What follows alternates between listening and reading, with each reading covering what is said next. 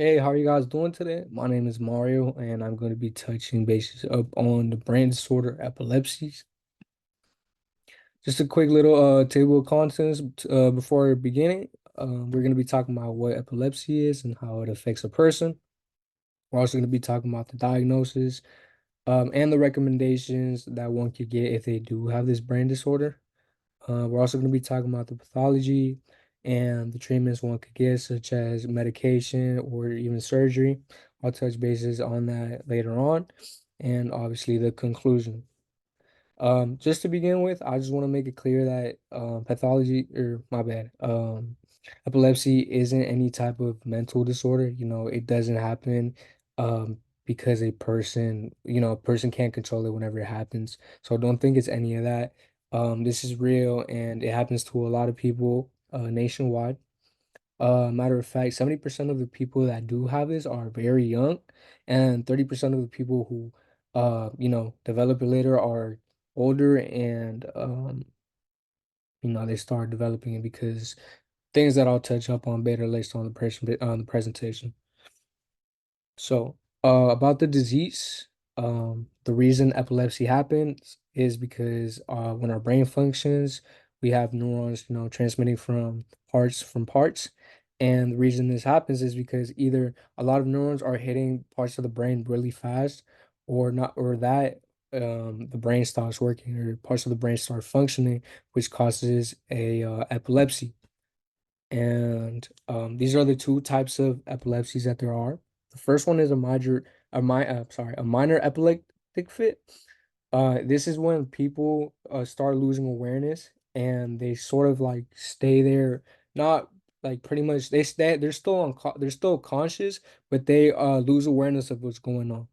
And they just have a long-term pause between 30 seconds and 2 minutes, and here's the major epileptic fit, and this one is even worse because this is where the patient starts losing their conscious, and then their body starts jerking, and this is where they actually lose conscious. So it's very impactful for one that does have it, but there are many ways to treat it. 99% of the people who do have epilepsies go back to their normal state, which is a good sign, even though some have it worse than others. 99% of the people do go back to their original state, so that's good. Diagnosis, ways people could get diagnosed with epilepsies is test EEG, and MG. EEG is when electrodes are applied to the scalp, and then it records the brain's electrical activity, and it'll tell you if the brain has any type of unusual movement, and then the brain waves show, like, if the brain waves show unusual type of movement, then it could show that you have epilepsies. Um, some medical information, gathering medical information can help you see if you have epilepsies.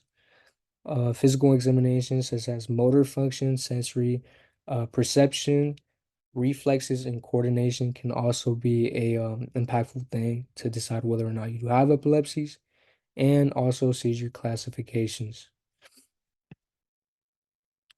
Preventions, some things you could do to prevent epilepsies, because even though people do have it since they're born, people, like I said, could develop it, is with head injuries. Make sure you're always precautious, if you're going on a bike ride or if you're doing activities that cause a lot of movement and danger and risk. Make sure you're being careful, put your seatbelt on, all that stuff.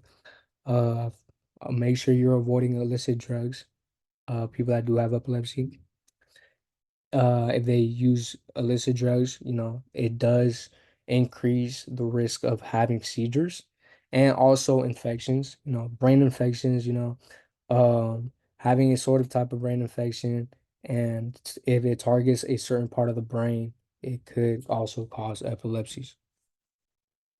Around 3.4 million people nationwide have epilepsies, and unfortunately, 125,000 people a year die from it. And some ways people could treat this is with AEDs. AEDs attempt to manage seizures by lowering the intensity of the frequency of seizures and stabilizing the brain electrical activity. So then not there's like not much electrodes or no my bad, electrical neurons going through the brain, which causes just like a stop in it. And then you also have surgery if drugs are not working for a patient. Keep in mind, every patient will have their different types of ways of dealing with epilepsy, just like everybody has a different time set of how long a epilepsy, sorry, lasts. This causes, or this also is resective surgeries, which they remove a small piece of tissue in the brain, which helps remove any type of bad functioning that's part of the brain.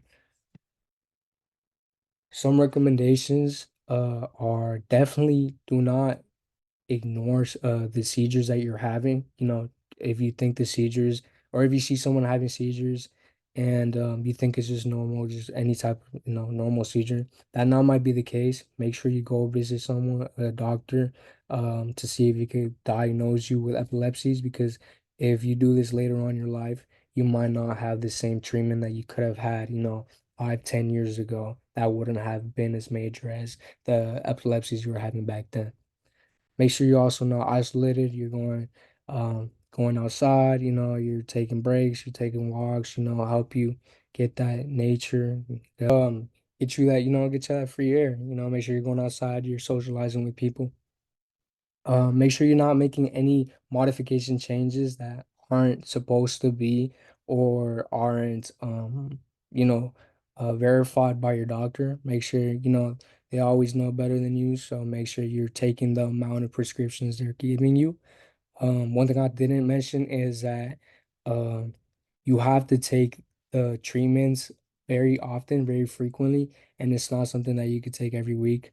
You have to take it, every day, and at least for 3 years to at least even stop thinking about taking it. And then obviously you have to consult with the doctor to see if you can stop taking the treatment.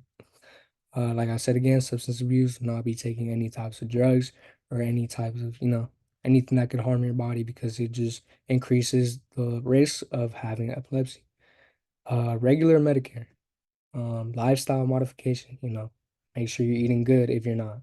Make sure you're taking daily walks if you're not. This is good for your body. You want to make yourself better, you want to improve yourself better so your brain starts feeling better.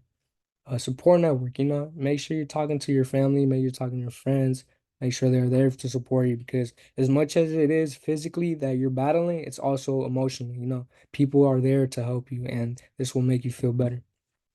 Also educate yourself, even though you don't have epilepsy, someone in your family might have it, or someone that you know might have it, so it's always good to know.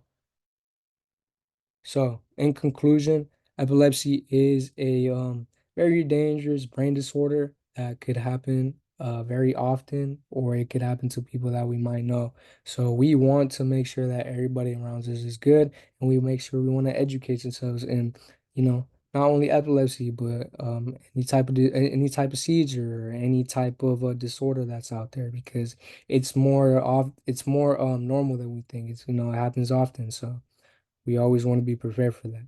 Um, at the end, epilepsy, is going on to the teen age people more, like I said, 70%.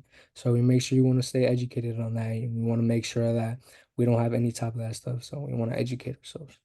Thank you so much for listening.